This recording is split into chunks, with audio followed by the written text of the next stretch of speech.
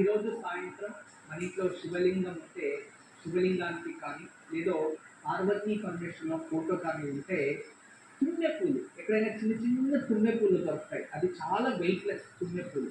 అటువంటి తుమ్మె పూలని కొన్ని తెచ్చి మీ మనసులో ఏదైతే సంకల్పం ఉందో అది తెలుసుకొని శివలింగానికి సమర్పించుకొని ఈరోజు దత్తూర అంటే ఉమ్మెత్త పువ్వ ఉమ్మెత్త కాయ వాటిని తెచ్చి చేతిలో పట్టుకొని ఆ పార్వతీ పరమేశ్వరుని ప్రార్థించి భక్తిపూర్వకంగా అర్ధనారీశ్వర స్తోత్రాన్ని పారాయణ చేసి ఉమ్మెత్త పువ్వుని ఉమ్మెత్త కాయని పరమేశ్వరునికి సమర్పించుకుంటే భార్యాభర్తల సఖ్యత పెరుగుతుంది, ఒకరిలో ఒకరు ప్రేమగా ఉండవచ్చు.